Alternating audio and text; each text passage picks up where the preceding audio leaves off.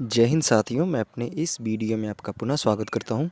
दोस्तों, आज हम लोग बात करेंगे प्रश्नावली 1.2। तो क्लास 10th वास्तविक संख्या प्रश्नावली 1.2 को आज हम लोग डिस्कस करने वाले हैं। तो आइए शुरू करते हैं। पहले क्वेश्चन से बात करेंगे हम लोग। कहा जा रहा है निम्नलिखित संख्याओं को अभाज्य गुणनखंडों के गुणनफल के रूप में हमें व्यक्त करना है। तो इट इज़ वेरी सिंपल। जैसे यहाँ पे दिया है 140 दिया है, तो हमको क्या करना है, इसको अभाज्य गुणनखंडों के रूप में अभाज्य गुणनखंडों के गुणनफल के रूप में हमें इसको व्यक्त करना है। तो यहाँ पे 140 है, तो 140 सम संख्या, तो 2 से पहले काटेंगे, तो 2 सते 14, 0 बचेगा, उतार देंगे, फिर 2 से, क्योंकि सम संख्या है। फिर यहाँ आएगा ये 35। अब ये सीधा सीधा आप 5 से काट दीजिए, तो 5 सते 35, फिर 7 से काटेंगे, 7 एकन्नम 7। तो अगर इसको हम लिखना चाहें तो हम लिख सकते हैं, जैसे यहाँ पे लिखेंगे 2 गुणे 2 गुणे 5 गुणे 7। तो यही हो गया इसका अभाज्य गुणनखंडों के रूप में, गुणनफल के रूप में हमने लिख दिया है। जैसे 156 है, तो 156 को लिखेंगे सम संख्या, 2 से पहले काटेंगे, तो 2 सते 14, एक गया, 2 2 अट्ठे 16, फिर 2 से काटेंगे तो हो जाएगा 2 तिहाई 6, एक जाएगा, 2 नौ 18। अब ये कटेगा 3 से, तो 3 से काटेंगे तो जाएगा 3 एकन्नम 3, 3 त्रिक 9, अभी सीधा सीधा 13 से कट जाएगा, तो ये हो जाएगा 13। अब इसको लिखेंगे तो हम लिख सकते हैं 2 गुणे 2 गुणे 3 गुणे 13। इस तरीके से हम इसको लिख सकते हैं। उसी तरह अब जैसे ये है 38 25, तो इसको भी कैसे करेंगे, तो यहाँ पे लास्ट में 5 है, तो विषम संख्या होगी। तो आइए इसको पहले हम 5 से काटते हैं। पहले ट्राई करते हैं 3 से, अगर 3 से कट रहा है तो ठीक है, नहीं तो 5 से सीधा सीधा। तो 3 एकन्नम 3 मान लीजिए एक आएगा, फिर यहाँ पे 8 है, तो 3 दूनी 6, 2 जाएगा, ये हो जाएगा 22, फिर 3 सते 21, एक जाएगा 15, नहीं कट जाएगा 3 से, तो 3 एकन्नम 3 ही हो जाएगा। फिर यहाँ 8 है, तो 3 का पहाड़ा पड़ा कि 8 से ज़्यादा ना जाए, तो 2 ही बार जाएगा, 3 दूनी 6, 2 बचा, इसको मिल गया। अभी हो जाएगा 22, तो 3 सते 21 हो जाएगा, एक बचेगा, 15 हो जाएगा, 3 पचे 15। अब देखते हैं शायद ये 2 से फिर कटेगा क्या, सॉरी 3 से, तो ये हो जाएगा 3 चौबारा, कट जा रहा है, 3 दुनैया 6 होगा, एक चला जाएगा, 3 पचे 15। अब भी देखते हैं 3 से कटेगा क्या, तो अब ये 3 से नहीं कटेगा। तो अब इसको हम लोग 5 से सीधा काटेंगे, तो 5 अट्ठे 40, 2 गया, पचम 25, यानी 85 आया। फिर 5 से काट सकते हैं हम लोग, तो 5 एकन्नम 5, 3 गया, 5 सते 35, अब सीधा सीधा 17 से हम लोग काट देंगे, तो हो जाएगा 17 एकन्नम 17। तो इसको आप लिखना चाहते हैं तो लिख सकते हैं 3 गुणे 3 गुणे 5 गुणे 5 गुणे 17। इस तरीके से आप इसको लिख सकते हैं। तो ये 2 सवाल जो है ये होमवर्क के लिए रहेगा, आप इसको करिएगा अपने से, ठीक है। तो इसी तरीके से बेसिकली हमको करना है। आइए दोस्तों, अब हम लोग दूसरे क्वेश्चन पर बात करते हैं। इसमें कह रहा है कि पूर्णांकों के निम्नलिखित युग्मों का मतलब यहाँ पे 2 लोग दिए हैं, तो युग्मों के HCF और LCF ज्ञात कीजिए तथा इसकी जांच कीजिए कि दोनों संख्याओं का गुणनफल ये बराबर HCF गुणे LCM है क्या। तो यहाँ पे कहने का मतलब ये कि हमें दो संख्याएं दी गई हैं और इन संख्याओं का हमें LCM और HCF पहले ज्ञात करना है। फिर उसके बाद हमें क्या करना है, ये भी जांच करना है कि इन दोनों संख्याओं का गुणनफल करना है, और जो HCF आएगा और जो LCM आएगा उनका भी गुणा करना है। ये मतलब प्रूफ करके दिखाना है कि क्या ये दोनों बराबर हैं कि नहीं है, तो ये हमें बताना है। तो यहाँ पे 3 सवाल है, तो हम एक सवाल को अच्छे से समझ लेते हैं, बाकी 2 सवाल आप अपने से करिएगा घर पे होमवर्क के रूप में। तो जैसे हम पहले बात करते हैं 26 और 91, तो इनका हम निकालेंगे LCM। तो LCM आप गुणनखंड विधि से ही करिएगा। तो ये 26 से 2 से पहले काटेंगे, तो 2 यहाँ 13 बार जाएगा, और 91 2 से कटेगा नहीं, इसको ऐसे सीधा सीधा उतार लेंगे हम लोग। अब 7 से काटते हैं, ठीक है। तो ये 13 जाएगा नहीं, 13 से चुपचाप नोट कर लेंगे। अब 7 एकन्नम 7, 2 गया इसके पास, ये हो जाएगा 21, और 7 त्रिक 21, यानी 13 आ गया, ठीक है। या फिर 13 से 91 भी कह सकते हैं। अब 13 से सीधा काटेंगे, तो 1 और 1 आ गया। अब ये पूरी तरह से कट गया। अगर हम इसका एलसीएम निकालेंगे तो एलसीएम में क्या होता है, गुणा कर दिया जाता है। तो 13×7 = 91, 91 गुणा 2 में कर दीजिएगा तो 91 गुणे 2, 2×1 = 2 यानी 182 आएगा। तो यानी हम कह सकते हैं कि 26 और 91 का जो एलसीएम है, एलसीएम ये आ रहा है 182। ठीक, अब हम इसका निकाल लेते हैं एचसीएफ। तो एचसीएफ निकालने का तरीका हम लोग 1.1 एक्सरसाइज में अच्छे से सीखा है। तो जैसे यहाँ पे 26 और 91 दो लोग हैं, तो जो बड़ा है उसको यहाँ रखेंगे और 26 से हम डिवाइड करेंगे। तो अब 26 का पहाड़ा पढ़ते हैं कि 91 से ज़्यादा ना जाए। तो अगर हम 26 का पहाड़ा 3 बार पढ़ते हैं तो आ रहा है 78। ठीक है, अब इसको घटाएंगे तो ये 11 में से 8 जाएगा तो 3 बचेगा, और इधर 8 बचेगा, 8 में से 7 जाएगा, 1 बचेगा, 13। अब ये यहाँ पे शेष बच गया तो इसको उठा के इधर रखेंगे तो यहाँ हो जाएगा ये 26। अब 13 दूनिया 26, तो ये फाइनली पूरा कट गया। और यहाँ पे जो काटने वाला है वो बंदा है 13। तो अगर हम बात करें कि 26 और 91 का जो एचसीएफ आ रहा है, एचसीएफ इसका जो आ रहा है वो आ रहा है 13। ठीक है, अब हमें जांच क्या करना है, जांच ये करना है कि इन दोनों संख्याओं का गुणनफल ये बराबर आना चाहिए, एलसीएम गुणे एचसीएफ। तो आइए देखते हैं क्या ये वास्तव में है। तो यहाँ लिखेंगे दोनों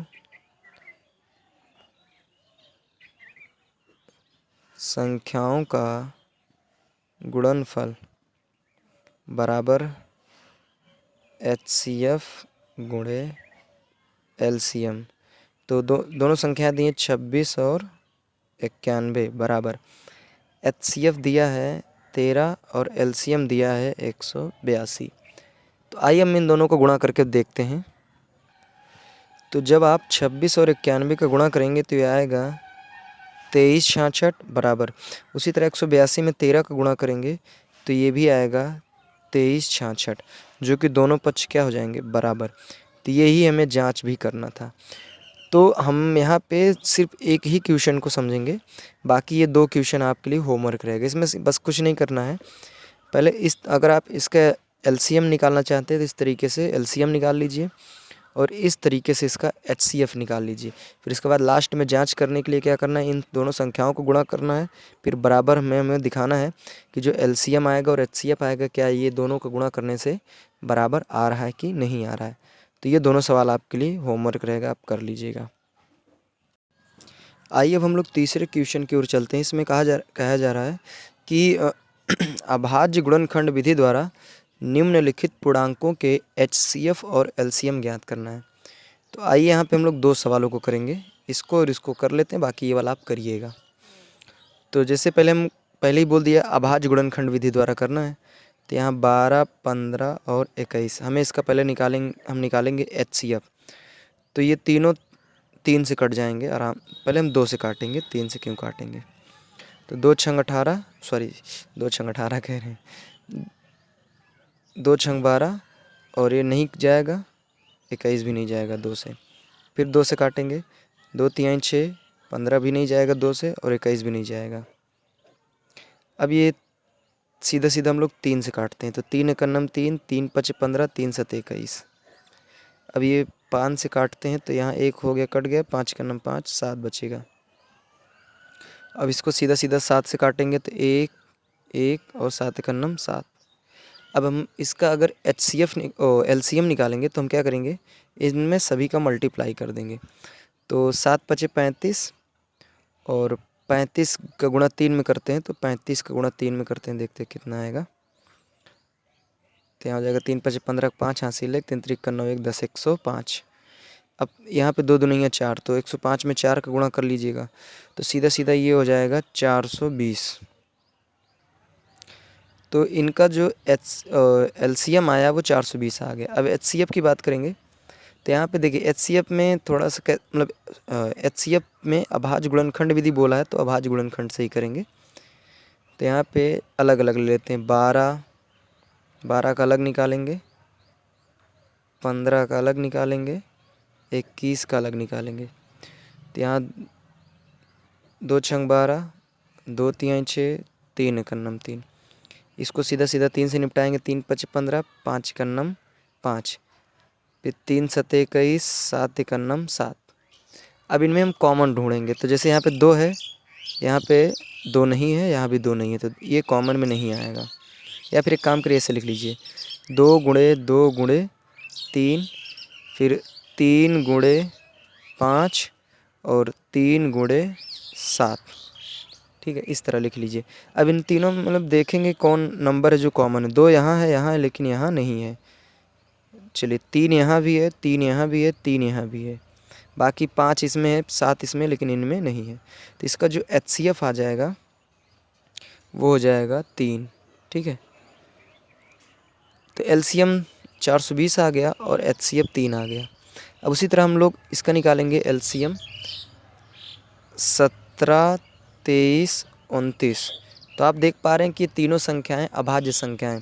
तो अभाज्य संख्याएं किसी से कटेंगी नहीं, स्वयं से कटेंगे। तो पहले इसको 17 से काटेंगे, 17 का नाम 17, 23 और 29 ऐसे नोट कर लेंगे।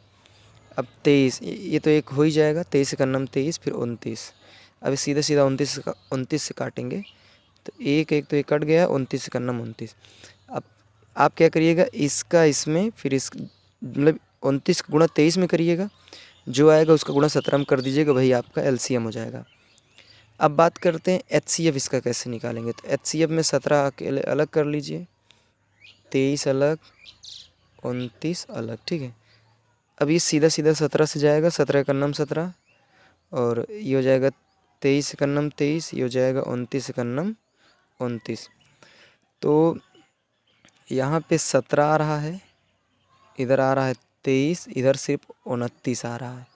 अब हम क्या कर सकते हैं कि इनमें अपने से हम 1 और 1 का गुणा लिख सकते हैं, क्योंकि 17 का नाम 17 ही होगा। ठीक है, और 23 का नाम 23 ही होगा, 29 का नाम 29 ही होगा। तो अब अगर जैसे इसमें कॉमन हम खोजेंगे तो कोई कॉमन ही नहीं है, तो इसीलिए हमने 1 का गुणा किया, और यहाँ पे कॉमन 1 है, तो इसका जो HCF आ रहा है वो 1 है। ध्यान देना, कभी भी अगर इस तरीके से हम गुणनखंड करते हैं और उसमें कोई कॉमन नहीं आता है तो उसका HCF आपको 1 लिखना है। ठीक है, तो उम्मीद करूँगा ये तीसरा क्वेश्चन भी आपको अच्छी तरीके से समझ में आ गया होगा। आइए अब हम लोग चौथे क्वेश्चन की ओर चलते हैं। इसमें कहा जा रहा है कि HCF 306 और 657 बराबर 9 दिया है, तो LCM 306 और 657 ज्ञात कीजिए। यानी कहने का मतलब है कि 306 और 657 का जो HCF है वो 9 दिया है, तो हमको 306 और 657 का LCM ज्ञात करना है। तो यहाँ पे 2 संख्याएं दी हैं। पहली संख्या दी है 306 है, और दूसरी संख्या जो है वो 657 है। तो पहले ये, दूसरी ये, और LCM ये है, और सॉरी HCF 9 दिया है और LCM मुझे क्या करना है, बताना है।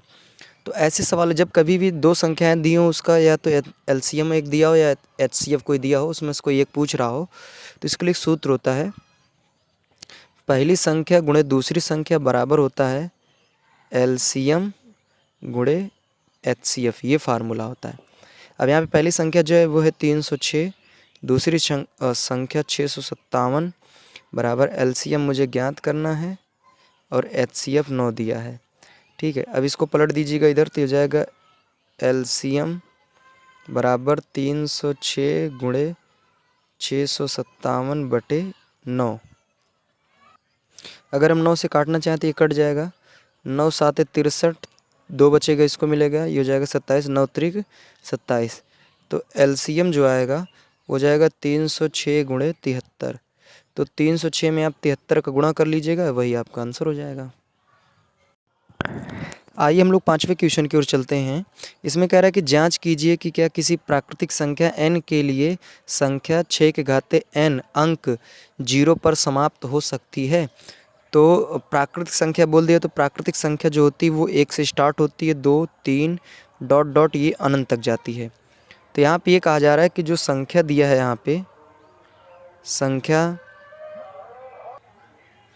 जो यहाँ पे 6 के पावर n है, यहाँ पे n का मान यानी इन नंबरों को रखने पर क्या ये 0 पे मतलब इसका अंक समाप्त होगा कि नहीं होगा। तो आइए चेक करते हैं। तो पहले हम रखेंगे n बराबर 1, तो यहाँ पे हो जाएगा 6 के पावर 1, 6 के पावर 1 का मतलब 6 होता है। फिर यहाँ पे हम रखेंगे n बराबर 2, तो यहाँ हो जाएगा 6 के पावर 2 यानी हो जाएगा 36। फिर n बराबर हम रखेंगे 3, तो यहाँ हो जाएगा 6 के पावर 3 और इसका गुणा करेंगे तो 216 आएगा। यानी हम ये देख रहे हैं कि लास्ट में जो अंत में जो संख्याएं आ रही है वो 6 ही 6 आ रहा है, मतलब 0 नहीं आ रहा है। ऐसे आप अगर नहीं मतलब विश्वास हो रहा है कि नहीं 0 आ सकता है आगे, तो आप ऐसे 10-5 संख्याओं को मतलब 10-5 नंबर को और रख के ट्राई कर सकते हैं, 0 ही नहीं आएगा। तो यहाँ पे ये सवाल ये कहा जा रहा है कि जांच कीजिए कि क्या प्राकृतिक संख्या n के लिए संख्या 6 घाते n अंक 0 मतलब 0 पर समाप्त हो सकता है कि नहीं। तो यहाँ पे आप लिख देंगे नहीं, 0 पे समाप्त नहीं होगा। तो यही इसका हो गया आंसर। आइए हम लोग 6वें क्वेश्चन की ओर चलते हैं। इसमें कहा जा रहा है कि व्याख्या कीजिए कि ये कुछ संख्याएं दी हैं, मतलब 2 संख्याएं दी हैं और इसमें हमें बताना है कि ये संख्याएं भाज्य हैं और क्यों हैं। तो आइए पहले वाला स्टार्ट करते हैं। यहाँ पर लिखा है 7 गुणे 11 गुणे 13 प्लस 13। अगर इनमें देखें तो हम 13 कॉमन निकाल सकते हैं। तो 13 कॉमन निकालेंगे तो जाएगा 17 नहीं 7 गुणे 11 और यहाँ पे प्लस का 1 बचेगा और यहाँ हो जाएगा 13 गुणे 11 77 77 1 78, तो हो जाएगा 78। अब देखिए यहाँ पे ये लिख उठा है 13 गुणे 78। तो अगर इसको हम भाग देना चाहें तो हम इसको मतलब 13 से भी काट सकते हैं और 78 से भी काट सकते हैं और इसका गुणा करने से जो आएगा उस संख्या से भी हम इसको आराम से काट सकते हैं। तो मतलब ये हम ये कह सकते हैं कि ये जो संख्या है ये 13 से भी विभाजित है और 78 से भी विभाजित है और इसका गुणा कर लीजिएगा। गुणा करने से जो आएगा, देखिए इसका हम गुणा कर लेते हैं तो इसका गुणा आएगा 1014 आएगा। ठीक है, तो मतलब हम कह सकते हैं कि ये जो संख्या 1014 है ये 13 से भी विभाजित है, 78 से भी विभाजित है और 1014 से भी विभाजित है। तो इसलिए यह संख्या भाज्य संख्या है। भाज्य संख्या का मतलब ऐसी संख्या जो स्वयं से भी मतलब कट जाए और दूसरी संख्याओं से भी कट जाए, या कह सकते हैं कि जो स्वयं के भी पहाड़े में आए और दूसरी संख्याओं के पहाड़े में आए, उन्हीं संख्याओं को भाज्य संख्या कहते हैं। तो ये चीज़ आपको लिखना है कि ये संख्या की जो संख्या है 1014 है, ये 13 और 78 और साथ ही साथ 1014 तीनों से ये विभाजित है, इसलिए यह एक भाज्य संख्या है। उसी तरह इसका करेंगे तो जाएगा 7 गुणे 6 गुणे 5 गुणे 4 गुणे 3 गुणे 2 गुणे 1 और ये प्लस का 5। अगर इसमें से कॉमन निकालेंगे तो 5 कॉमन आ सकता है, तो यहाँ हो जाएगा 7 गुणे 6 गुणे 4 गुणे 3 गुणे 1 2 रहेगा, 2 भी 2 गुणे 1 और यहाँ प्लस में 1। ठीक है, तो हो जाएगा 5 गुणे, तो यहाँ पे इसका गुणा करने से मिल रहा है 1008 और 1008 में 1 जोड़ देंगे तो हो जाएगा 1009। अब इसका गुणा कर लेंगे तो यह आ जाएगा 5045। ठीक है, तो आप अब देखिए इसमें हम ये लिखेंगे कि जो संख्या 5045 है ये 5 से भी विभाजित है, 1009 से भी विभाजित है और स्वयं 5045 से भी विभाजित है, इसलिए यह संख्या भाज्य संख्या होगी। ठीक है, आइए हम लोग 7वें क्वेश्चन की ओर चलते हैं। इसमें कहा जा रहा है कि किसी खेल के मैदान के चारों ओर एक वृत्ताकार पथ है, यानी एक रास्ता है। इस मैदान का एक चक्कर लगाने में रवि को 12 मिनट लगते हैं और सोनिया को 18 मिनट लगते हैं।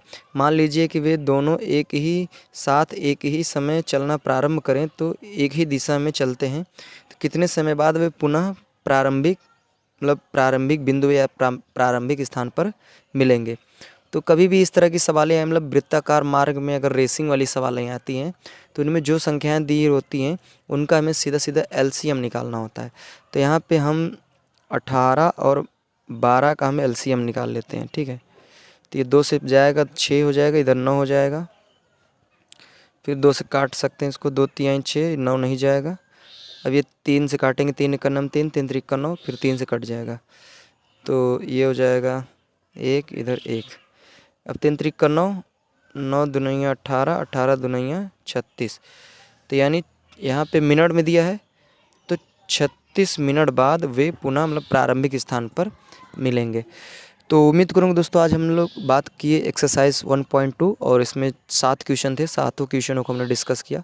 उम्मीद करूँगा सारे क्वेश्चन आपको अच्छी तरीके से समझ में आए होंगे।